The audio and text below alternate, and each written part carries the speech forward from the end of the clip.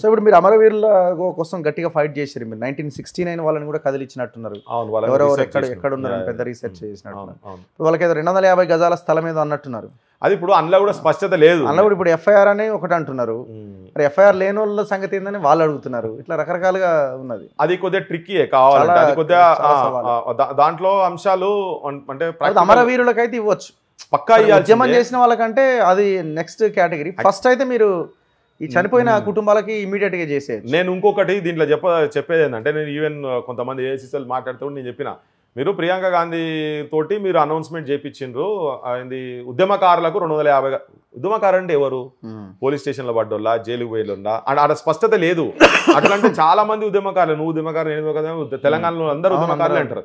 అలా స్పష్టతగా చెప్పలే. ఈవెన్ చనిపోయిన వాళ్ళకి అంటే చనిపోయిన వాళ్ళ గురించి కూడా జీవో 80 అని గత గవర్నమెంట్ 2 జీవోలు ఉన్నాయి. 30 తర్వాత 80 వచ్చింది. అవే ఇంప్లిమెంట్ చేయలే వాళ్ళు. వాళ్ళకు 300 గజాల భూమి ఇస్తా అన్నారు.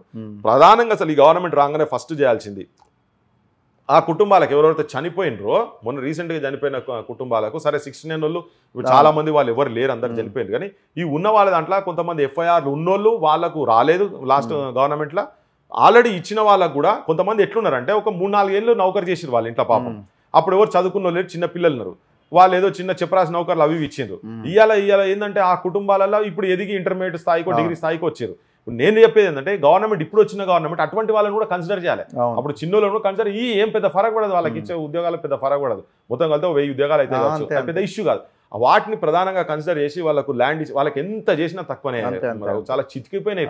మనం పోయిన కుటుంబం కూడా చూసినాం కదా, ఎఫ్ఐఆర్ ఉన్న కుటుంబము పిల్లలు గవర్నమెంటే, లాస్ట్ గవర్నమెంటే మేమే చదివిపిస్తామంటే ఫీజులు కట్టలేక, చదివిపోయలేక, చదువుకోలేక వాళ్ళు వచ్చి బయట కార్లు దూడుచుకుంటా చిన్న చిన్న పనులు చేసే, చిన్న పనులు డ్రైవర్ పనులు చేసుకుంటున్నారు. అలా వాళ్ళ త్యాగాల పునాదుల మీదే ఇలా తెలంగాణ వచ్చింది కదా. వాళ్ళకి ఎంత చేసినా తక్కువనే. వాళ్ళకి మాత్రం ఇమీడియట్గా ఫస్ట్ వాళ్ళకి చేయాలి. నెక్స్ట్ కళాకారులు కూడా, కొంతమంది కళాకారులకు కూడా, తెలంగాణ గురించిన కళాకారులకు కూడా నౌకర్లు రాలే కొంతమందికి. వాళ్ళని కూడా ఇప్పుడు ఐడెంటిఫై చేయాలి. ఉన్నోళ్ళను కూడా వీకుడు అంత కాదు, కానీ ఉన్నోళ్ళని ఉంచుకుంటూ కూడా దాంట్లో ఏమైనా అవకతవకలు ఉంటే సరిదిద్దాలి. కానీ నాకు తెలిసి అందరూ అందరికీ ఉన్నాయి, కానీ రానోళ్ళు కూడా చాలా మంది ఉన్నారు. వాళ్ళు పాపం ఎక్కడెక్కడ చాలా మంది చనిపోయిన ఉన్నారు. ఈవెన్ కళాకారులు కూడా నాకు తెలిసి యాక్సిడెంట్లు, మా వరంగల్ బుల్లెట్ యాంకర్ అని కూడా ఉన్నారు, వాళ్ళు కూడా యాక్సిడెంట్స్ అని హాస్పిటల్లో పడి కాలు చేయాలి ఇరిగిన వాళ్ళు, కొంతమంది చనిపోయిన ఉన్నారు. వాళ్ళ కుటుంబాలకు ఏమి ఇయ్యలే. ఆ కుటుంబాలను కూడా కన్సిడర్ చేయాల్సిన, కళాకారుల కుటుంబాలు కావచ్చు, నిరుద్యోగ యువకులు చనిపోయిన వాళ్ళని కూడా, వాళ్ళ కుటుంబాలు కూడా, వాళ్ళ పరిస్థితిని కూడా స్టడీ చేసి వాళ్ళకు కూడా ఏమన్నా, వాళ్ళ ఇళ్ళలో కూడా ఏమన్నా నౌకర్లు ఏమైనా ఇచ్చే పరిస్థితి అనుకుంటుంది. ఎక్కువ ఏం కావాలి, అవి ఇంకొక 1000 అయితే కావచ్చు, పెద్ద ఇష్యూ కాదు. ఎవరు తెలంగాణలో ఎవరు ఆబ్జెక్ట్ కూడా చేయరు, అటువంటి వాళ్ళకి చేస్తే ఆబ్జెక్ట్ కూడా చేయరు. వాళ్ళ ఇళ్ళలో జర్నలిస్ట్ కూడా, మన వరంగల్లో కూడా అనిల్ జర్నలిస్ట్, అసలు వాళ్ళు ఎట్లా ఉన్నారు, ఏంది వాళ్ళ సామాజిక ఆర్థిక పరిస్థితి ఏంటి, వాళ్ళ జీవన విధానం ఎట్లున్నది, అసలు పూట గడుస్తుందా గడచలేదా అనేది ఒకసారి గవర్నమెంట్ తీసుకొని, ఆ ఎఫ్ఐఆర్లు కూడా అన్ని తీసుకొని వాళ్ళకు కూడా చేయాల్సిన అవసరం. అది ప్రధానంగా ఇప్పటిదాకా దాన్ని ఇంకా కన్సిడర్ చేయలేదు. దాని మీద కూడా యాక్చువల్గా యాక్షన్ ప్రోగ్రామ్ జరుగుతున్నది.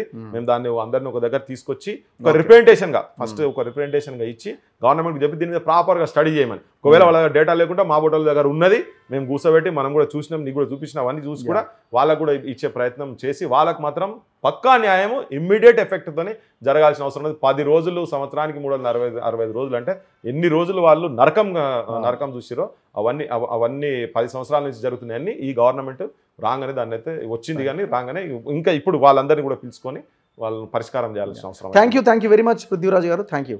సో ఇది పృథ్వీరాజ్ గారితో స్పెషల్ ఇంటర్వ్యూ. ఖచ్చితంగా గవర్నమెంట్ ఎట్లా ఉంది, ఎట్లా ముందుకెళ్తుంది అన్నది మనం రాబోయే రోజుల్లో చూద్దాం.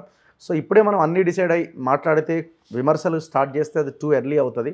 వాళ్ళకు కూడా సర్దుకునే అవకాశం ఇవ్వాలి. కాబట్టి అవకాశం మనం ప్రస్తుతానికి ఇస్తున్నాం. భవిష్యత్తులో ఈ ప్రశ్న ఖచ్చితంగా కంటిన్యూ అవుతుంది. చూస్తూనే ఉండండి మన తొలి వెలుగు.